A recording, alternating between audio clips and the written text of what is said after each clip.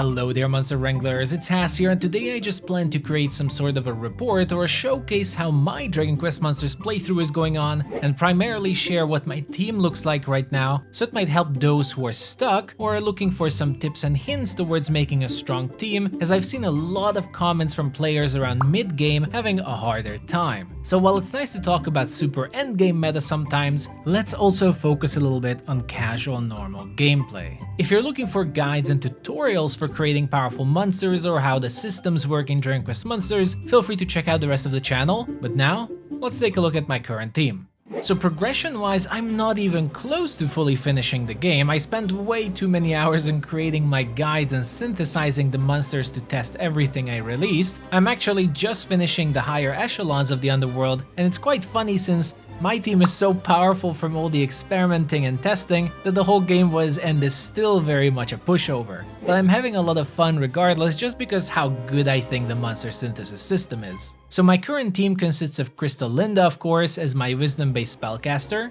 my OverKilling machine for physical attacks, a metal slime for tanking, and finally I have a Slionheart as my support healing monster. And this team has been really invincible mostly for the normal game, and has a pretty successful time even online despite not being a fully optimized team, not even close, or one that's built for specifically PvP. So overall I'm quite happy how they perform.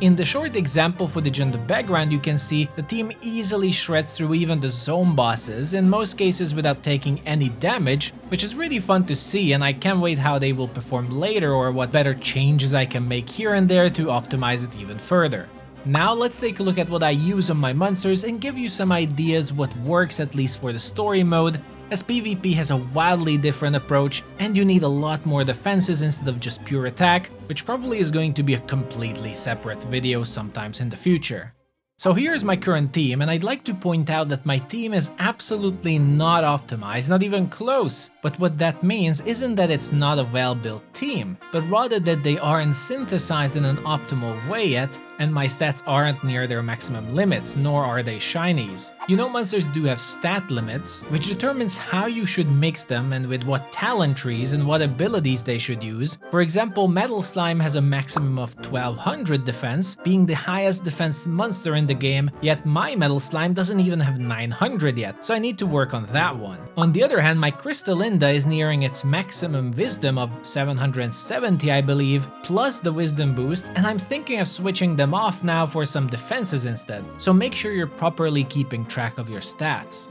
Starting with my OverKilling machine, it is similarly a bit low on attack for now, so I'm using both a tag booster 4 and 3 on it for the moment to have higher damage, and I'm using the Maniac talent tree as based on the research I've done for myself, that seems to be the best physical talent tree thanks to the sword dance ability it has, which is quite fortunate since the OverKilling machine comes with that talent tree. I've been asked a lot of times why I'm not using the upgraded variants of this monster, and the answer is that either they have lower attack stats like the Trominator, so it's just going to be weaker, or in the case of the OverKilling machine, they lose the ability to attack twice every round as a small monster, which is the whole point why killing machines are so strong. So at least for my team where I want to keep 4 smaller monsters, the OverKilling works best, and already having 2 sword dances every round deals very similar damage as my maximized Krystalinda, so I'm very happy about it right now. Unfortunately though, I'm not sure I will keep using him for too long, at least in PvP, as I would have to swap my attack boosts for defenses,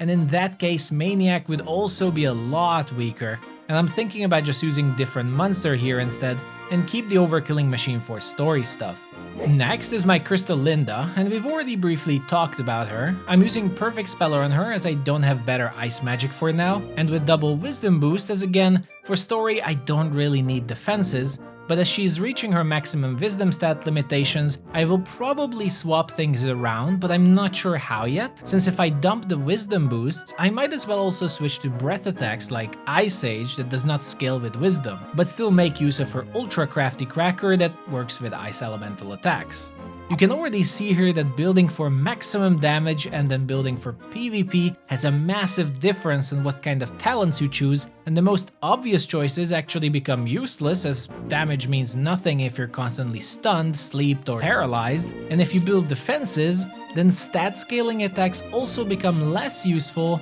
and you want to use others that scale with your level or have flat damage. Regardless, she is still very powerful thanks to Ultra Crafty Cracker, that if you didn't know, not just increases your damage like the game says, but actually reduces enemy ice resistances by 50, so it's way better than the game suggests. And she also has Demon's Bane, making her stronger against demons, so she is a very strong member of any party you can make, especially if you support her with tanks and healers. Which is where we arrive to my next party member, the Metal Slime. Like I said, the Metal Slime is one of the few monsters in the game with the highest possible defense stat of 1200, so incredibly tanky, above having the Metal Skin trait that also reduces damage on them by a third, which is what they are so famous for. They also have Ace Evader to help dodging attacks, which also does not hurt at all. The Metal Slime's purpose in my team currently is to draw as much damage on itself as possible and keep the others safe, so they can just attack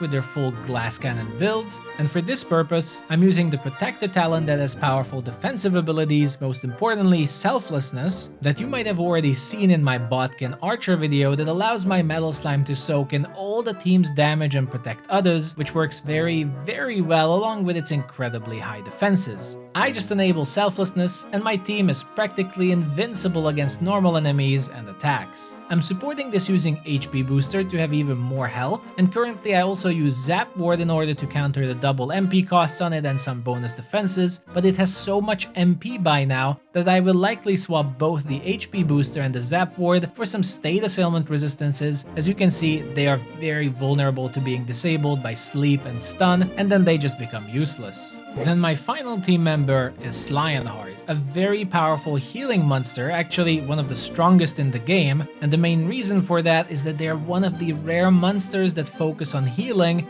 but also have the Tactical Trooper trait, which allows them to act twice every turn like a killing machine, meaning they can use 2 healing spells each turn, and that is insanely useful as powerful, especially since they are a small monster. To make it the ultimate healing monster, I'm also using both Rainmaker, its native talent tree specializing in removing state assailments, and I also synthesized the best healing talent tree, Supreme Healer, that has both revives, team heals, and powerful single target heals, which I plan to create a guide for since I believe a lot of you asked for healing magic. If by any miracle in the story I get damaged or they bypass the Metal Slime somehow, Slionheart can pretty much fully heal back my whole party to maximum health or revive if necessary, so my defenses are pretty much taken care of. The final talent is Charge Leader here that has lots of defenses on it and also a few buffs to make him the ultimate support, but I think I won't be needing all of this healing magic, and I also want to swap in status defenses instead of Rainmaker, as I've already noticed how easily my team can be disabled with just stuns, paralysis, and sleep, so it's really important to build those defenses for everyone instead of having to rely on one character to just remove all of it.